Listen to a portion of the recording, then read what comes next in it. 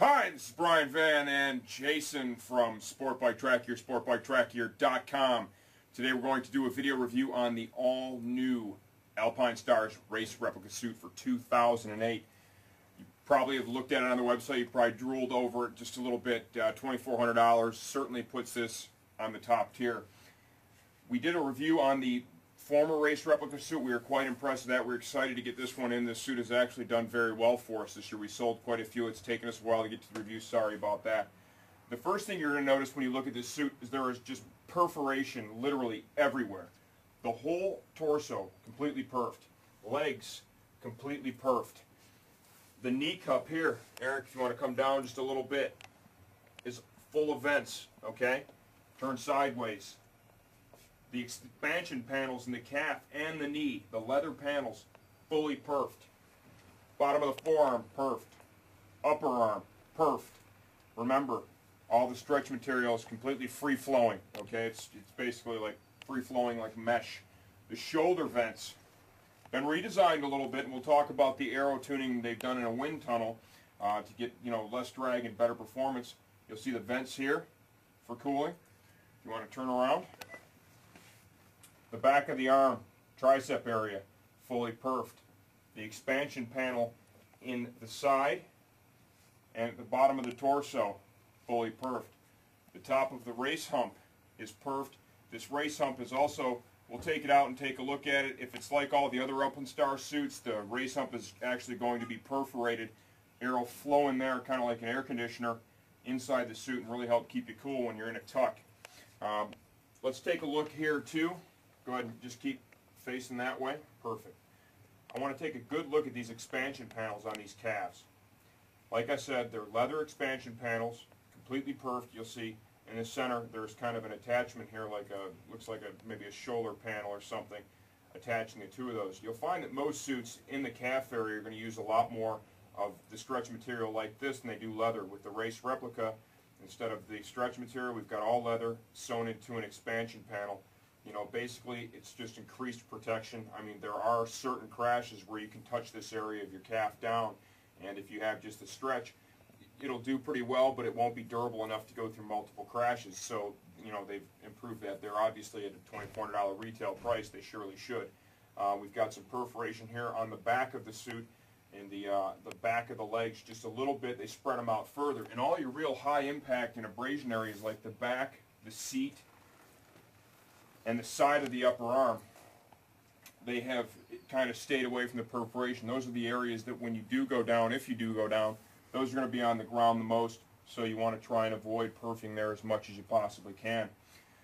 One of the things you'll find with this race replica suit is detail. Detail is literally everywhere. Jason's had this on for a little while. He sat on his bike. One of the new things that they've done is the collar up top. The whole inside portion of this collar is neoprene, and it probably feels like there's nothing there.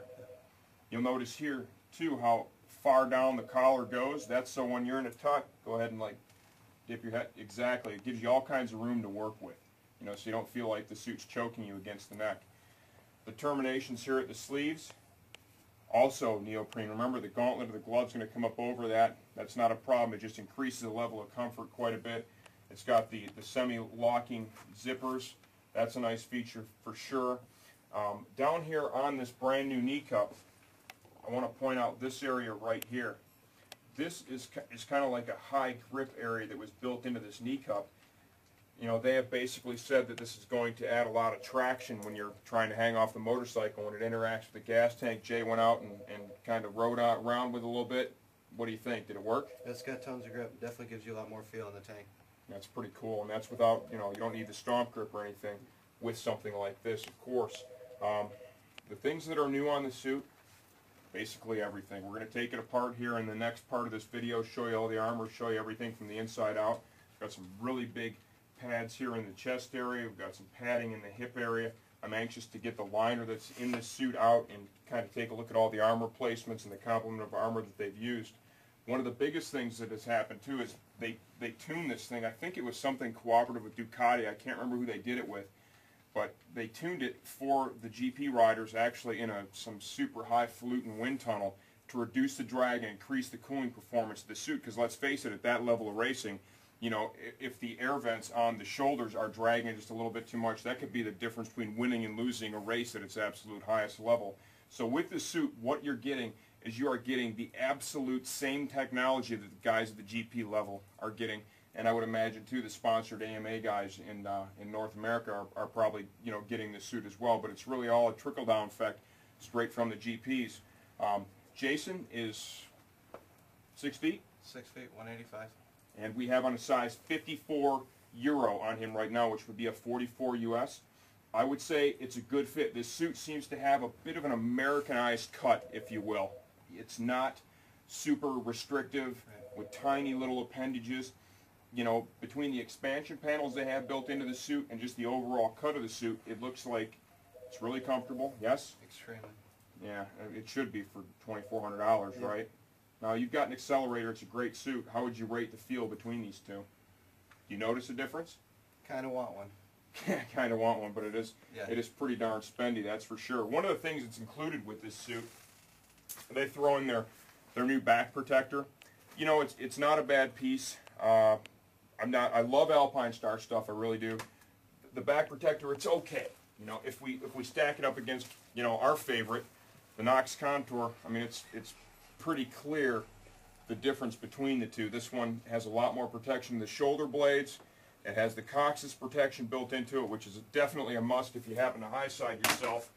It's going to protect the tailbone. This is what Jay has on underneath this suit, and he also has on, he had enough room to put a pair of the padded shorts from Nox as well, and it all fit under there great. So he's got definitely an extra measure of body armor added under here, and it's still fitting and feeling quite well. You could also take out these chest pads and substitute a one-piece Nox chest guard as well. So there we are with part one. We're impressed. The fit, the feel, it's fantastic. Part two, we're going to take this thing all apart and show you what it looks like from the inside out. Race replica suit. The knee armor for this suit is completely different, okay?